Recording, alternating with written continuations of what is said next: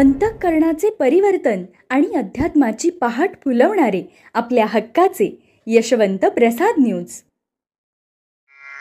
कुंडलिक वरदा हरी विठ्ठल.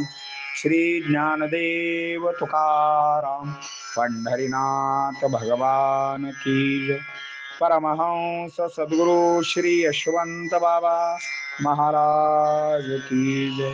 पार्वती पते हर हर हर महादेव हर. सज्जन हो, आज 31 मार्च. आजच्यासाठी सद्गुरु यशवंत बाबांचे सुवचन म्हणजे, मी तर सर्व जगाचे पाहतोय, तुला कसा वाऱ्यावर सोडेन. भाग 1.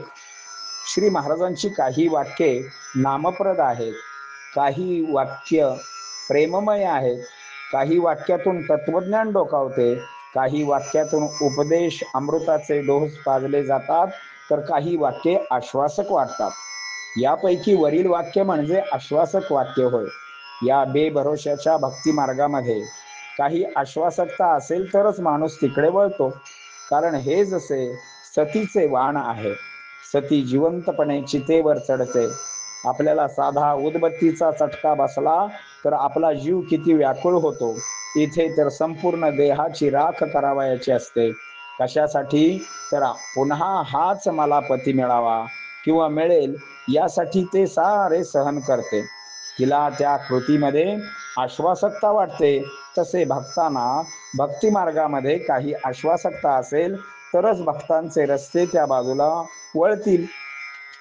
काही प्राप्त होणार असेल तर माणूस कष्ट करायला तयार होतो, नाही तर स्पष्टपणे नकार देतो.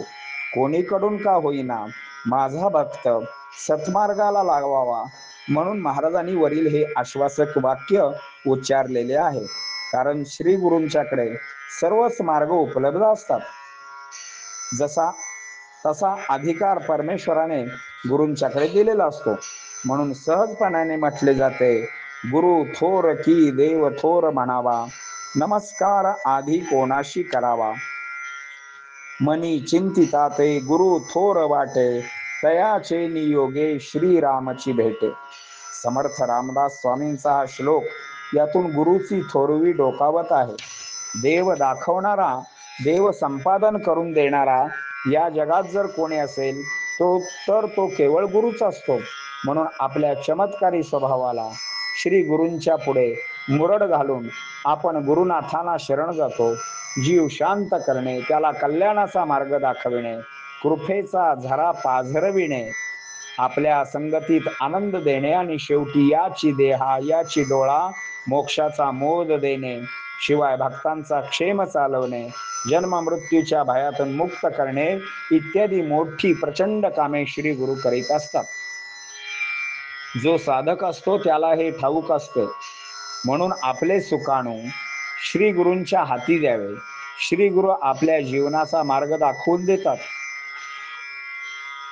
त्यांचेच नाव घ्यावे, आपले जीवन त्यांच्याच सेवेत व्यतीत करावे. तोच आपला त्राता आहे, तोच आपला दाता आहे. मानवाच्या कृतीला मर्यादा आहे. श्री गुरु मात्र आकाश व्यापून राहिलेले आहेत. ते आपले संरक्षण करतात, आपले हित जाणतात, आपले भविष्य जाणतात.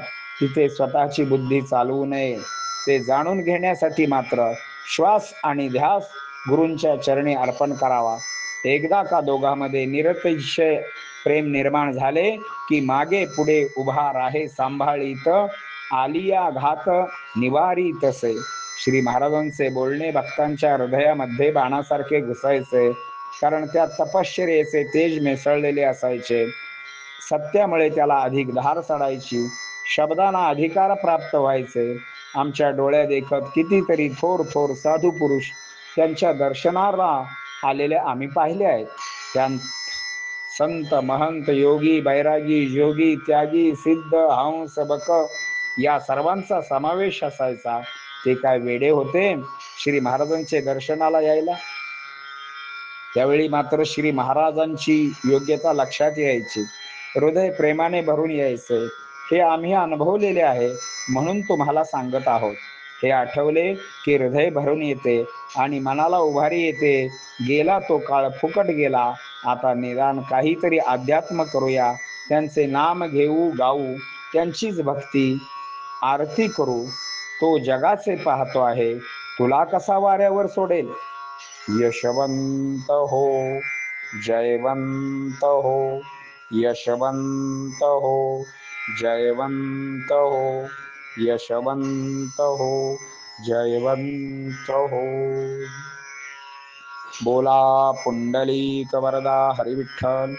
श्री ज्ञानदेव तुकाराम पंढरीनाथ भगवान की जय.